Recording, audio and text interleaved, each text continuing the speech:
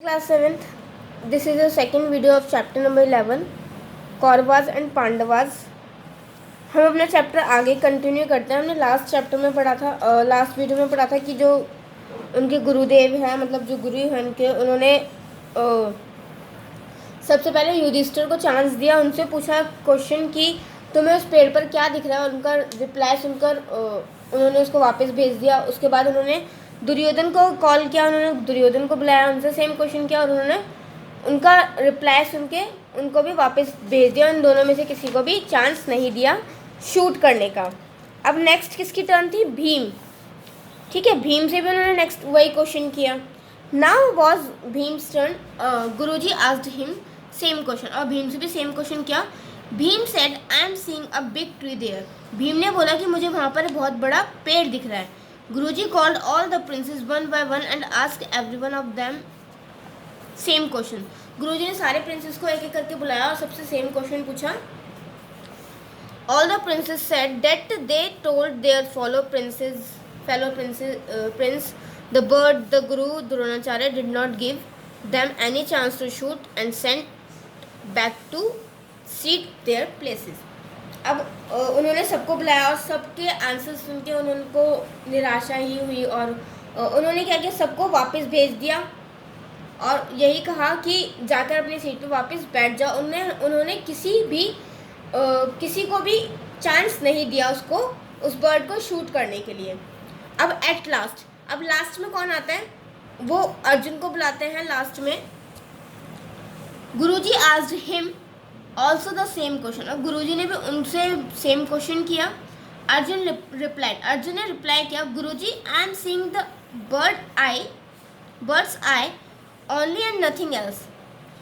अर्जुन ने क्या रिप्लाई किया कि गुरुजी मुझे सिर्फ और सिर्फ बर्ड की जो वहाँ पे टॉय टंगा हुआ है, सिर्फ और सिर्फ उसकी आँख दिख रही है और कुछ नहीं दिख रहा. Guruji said very well you have shoot the eye of the bird. अब गुरुजी ने कहा बहुत अच्छा, बहुत अच्छे, तुम्हें उस आँख को शूट करना है, उस बर्ड की जो आँख को शूट करना है. अब जो अर्जुन ने रिप्लाई किया उससे गुरुजी जो थे वो बहुत प्रश्न हुए, मतलब उनको जो आंसर चाहते थे वो रिप्लाई किया उन्होंने.